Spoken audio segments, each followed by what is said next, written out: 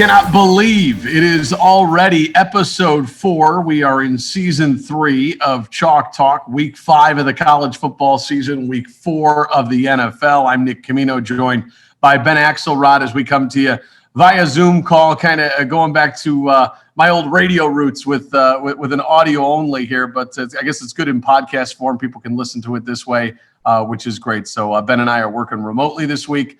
Ben, listen, great to have you again, and great to talk more football. Not so great my picks last week, but we move on. Yeah, you go 0-3, I go 1-2. That's what I get for picking a college game. Just about had it too. Once Akron went up 7-0, I thought I was sitting pretty, but that falls through for me. My Washington pick was brutal against the Bills, but came through with my favorite pick of the week, which was the Rams over the Bucs straight up. So we'll see. We're both, I think, sitting at 4-5 now on the season. So we've kind of got to get back to our winning ways.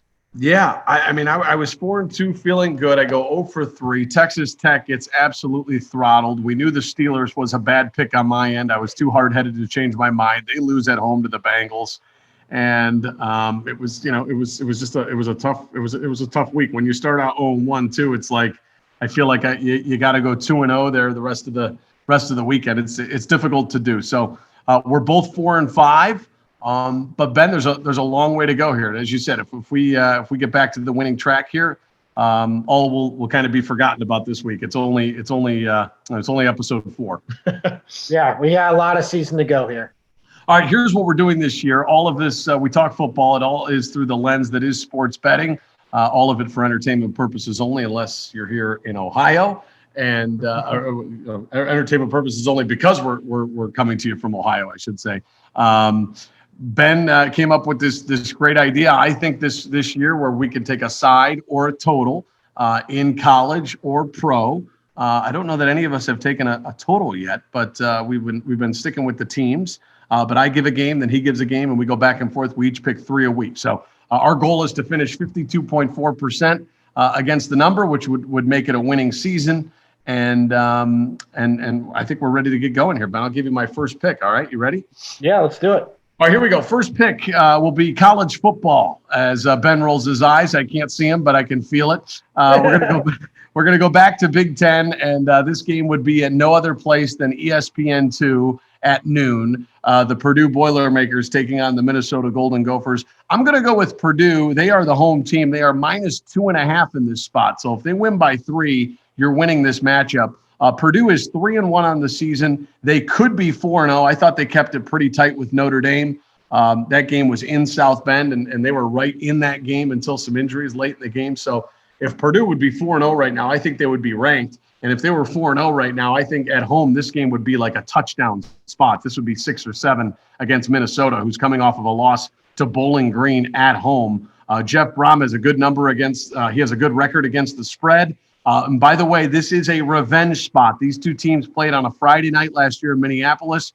Purdue looked like they were set to win the game. Their tight end was called for offensive pass interference. I remember the internet blowing up on that call. And Purdue feels like, they kind of got stolen. That game got stolen from them. So I think they've had this one circled on their calendar for quite some time. I not only think they win this game by a field goal, I think they can win this game by double digits. So I think there's value here with the Boilermakers. They would get to 4-1 on the season, and I think all of their goals would still be in front of them for the Big Ten. Even though they lost to Notre Dame, which is kind of a little interstate rivalry for them, I still feel like they feel pretty good about their team and what they could do in the Big Ten. Meanwhile, Minnesota, we know Mr. Rode the Boat, PJ Fleck, is always trying to motivate his guys, but a really bad loss to Bowling Green. They lost 14-10. So I think there's value here with Purdue at home. Yeah, this is I stayed away from the Big Ten West myself this week, but this is a common thread, I think, of my picks is kind of trying to find value in, teams that are being misrepresented from a point spread standpoint because a ball bounced here or there. Yes. One game samples are such a small sample in football that I think sometimes there's a big overreaction to what a team's record actually is, as opposed to like what that record could be. So like I said here, I was going to go to Daryl Hazel before I went to Jeff Brom here. that shows you my acumen when it comes to the Boilermakers. But no, I like the logic in it, trying to find that value in such small sample sizes, especially this early in the season. No, and here's the thing, Ben. I don't mean to mix college and NFL, and we'll go to you. I know you're going to go right to NFL, but the thing is like, remember what we said in week one? There were going to be bad NFL teams that won in week one. And when you think about it, right, the Texans were a winner in week one. The Eagles were a winner in week one. The Steelers were a winner in week one. I just feel like sometimes there's so much overvalue on certain teams, and maybe Minnesota's still getting that because they played Ohio State tough, but I just think this spot makes sense for Purdue. Yeah. No, all right, let's go to Ben. Ben's first pick already going to the NFL here. We're going to give up on college that quickly. I'm a little bit disappointed, but let's see what he's got with the NFL. Yeah, if I can't cover a 49-point spread, I don't have much faith in what else I'd be able to do in college. So, yeah, we'll stick with the NFL here. And like I said, kind of along the lines of trying to find that value, I'm taking the Miami Dolphins -1.5 at home against the Indianapolis Colts. And to me, this is a game where I think the Dolphins are really being undervalued. Last week's game against the Raiders, it goes to overtime. The Dolphins very easily could have won that game. If they win that game, they're sitting at 2-1 instead of 1-2 heading into this game. I think they're probably closer to a 3-point favorite than they are a 1.5-point favorite. I think the Dolphins actually might be better with Jacoby Brissett at quarterback than they are with Tua. I think he has more of that kind of arm that can get the ball downfield to their playmakers, Jalen Waddle and Will Fuller. And then on the Colts side of this, man, I think the Colts are kind of stuck at quarterback right now. I think Carson Wentz, he's playing on 2 sprained ankles. If he can even play, outside of him, they're either going to Jacob Eason or Tyrone Huntley. I don't think this is a very good Colts team this year. I think this is a Colts team that's kind of going to have to figure it out as they go. And I think this Dolphins defense is legit too. So factor it all together. I just like the Dolphins to win this game outright, and I like only having to cover it by 1.5 points. Yeah, no disagreement from me there.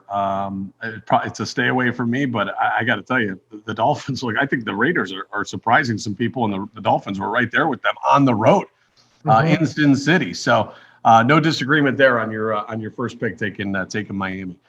My second pick, we'll go back to college, and then I'll enter into the NFL. I'm going to take the Oregon State Beavers -2.5 versus Washington. Again, I think this is one of those games where if you start looking at the spread too much, you get a little confused. I think we saw that on Monday Night Football a little bit. Some people were wondering, gosh, why are the Eagles only getting 3.5? Shouldn't they be getting more like a touchdown or even 8? And we saw what happened in that game.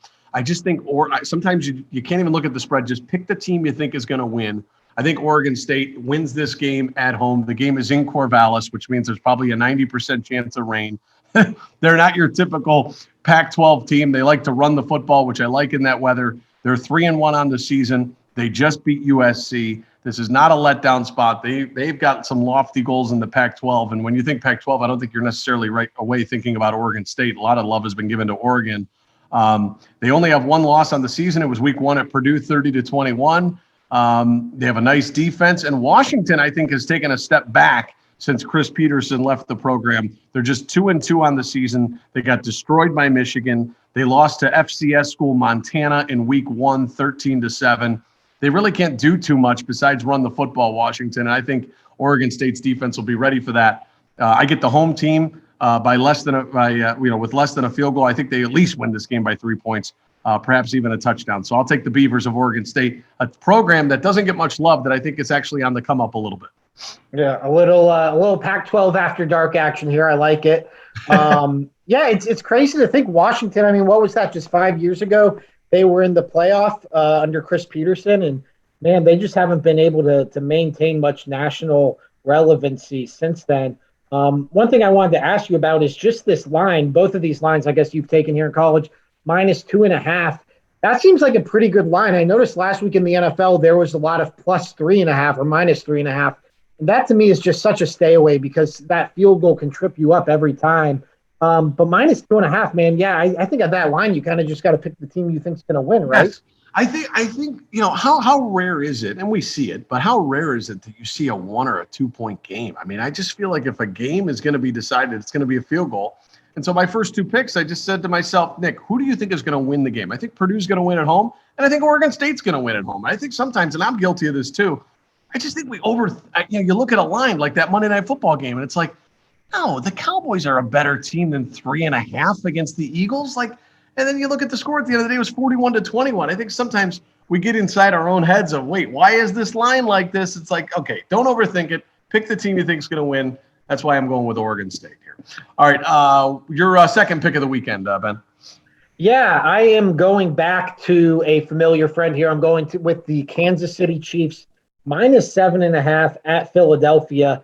And man, I just think this game lines up perfectly for a big Chiefs bounce back after 2, close losses, 2 disappointing losses. But again, this is a situation where it's not out of the realm of possibility that the Chiefs could be 3-0 heading into this game. And if they're 3-0 heading into this game, even on the road against the Eagles, I think they're probably closer to a 10-point favorite than they are a 7.5-point favorite. You've got the Eagles coming off a short week against after playing on Monday night against the Cowboys. And I just think at the core of this, I think Patrick Mahomes in this Chiefs offense, you can count on them to score, probably at least 28 points. And that's probably their floor in this game.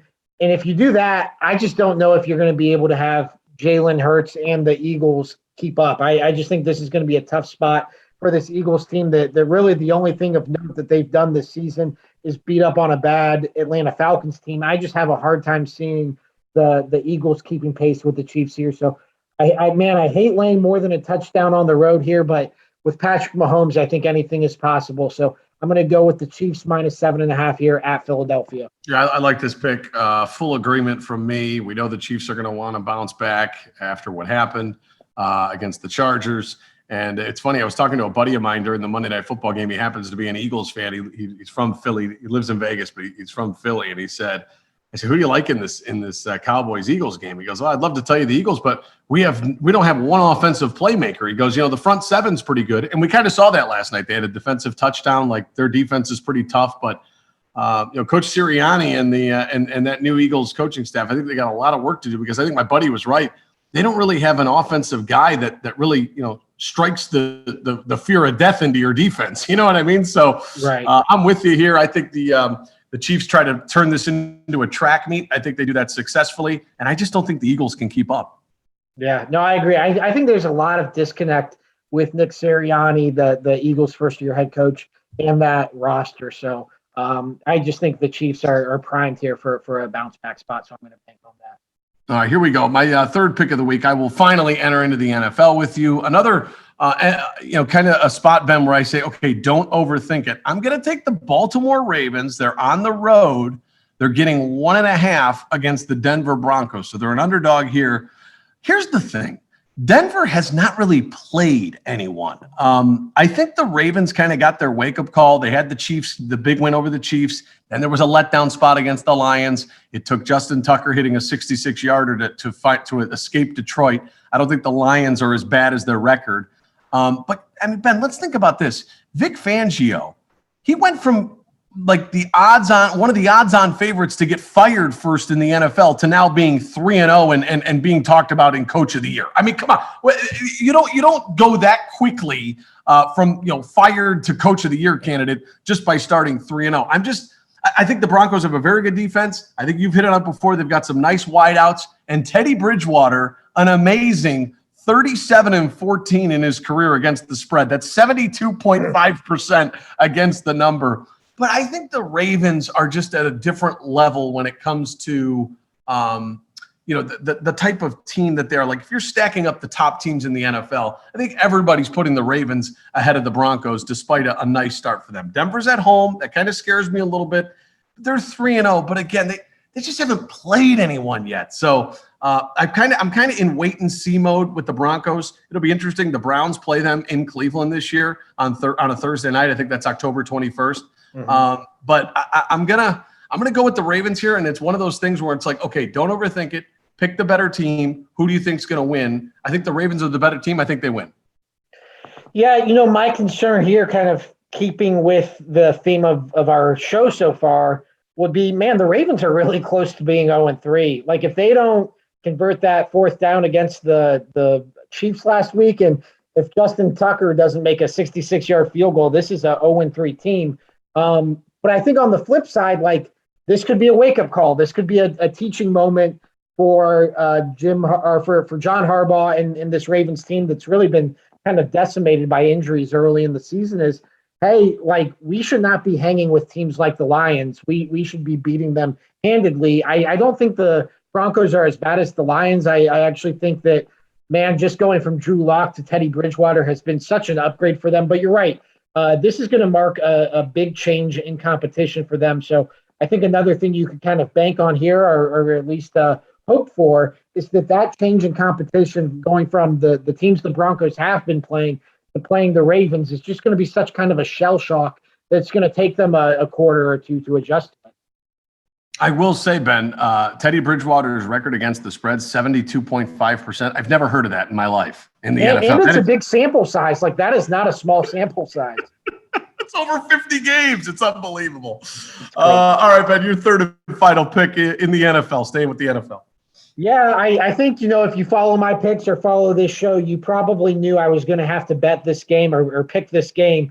And it's going to be the New England Patriots plus 6.5 versus the Tampa Bay Buccaneers. This is the game of the year so far, just from a storyline and anticipation standpoint. This is my second straight week going up against Tom Brady and the Bucs, and it paid off for me last week. But, man, this is, I could go into analytics, I could go into X's and O's and all that. To me, it's just envisioning how this game is going to play out. And I just think this is going to be a classic. I think that this is going to be, one of those Sunday night football games that comes down to the wire. And I just think 6.5 points, I just think it's too many points. So I think this is going to be, closer to a 3-point game. I don't really have a strong lean either way. I guess if I had to pick a side, I would pick Tom Brady and the Bucs to win this one. But, man, I just think Bill Belichick probably has something up his sleeve for Tom Brady. And I think that, just at the end of the day, I think this is going to be a closer game than 6.5 points. So I'm going to take the Patriots plus 6.5 against the Tampa Bay Buccaneers. I think I'm with you here. And I think somehow, some way, I can't believe I'm saying this as a 6.5 dog. I think that the New England could somehow win this game. I wonder if how Brady is going to be feeling going into that environment. When you're going into a road environment, you're used to everybody yelling at you and spitting on you and going crazy, whatever. And then you go into this environment where he is going to basically be praised. And, I wonder how, what the mental is for a guy like that. I mean, we almost saw it sometimes when LeBron James was back with the Cavaliers and they would go back to play these Miami Heat teams that weren't very, very good. And the Cavs were losing to some of those teams. And it's like, I always wondered what the mental was, even for a superstar athlete, like going back, if, when you're being praised by the opposing fans, if it just puts you in a weird mental spot. So we know he's obviously he's got a strong mental makeup, but I think New England, this is the game that they've had circled on their schedule ever since it came out. It's in prime time. Anything can happen. Oh, by the way, they are the home team. I'm with you here. I think I think the betting public is going to be all over Tampa, which is why I feel very good, very comfortable riding with the Patriots with you. And I think if there's ever a spot where you're going to take a dog to win a game straight up, this could be it. Yeah, I mean, that's if you think a team can win a game outright, and I certainly think New England can, man, just 6.5 points, that's too good to pass on. Yeah. Well, Ben, listen, that's going to do it for this edition of Chalk Talk, episode 4. We're into season 3, week 5 of the college football season, week 4 of the NFL. We gave 3 picks each, all against the spread for entertainment purposes only. We'll talk to you next week. Thanks for joining us, and good luck.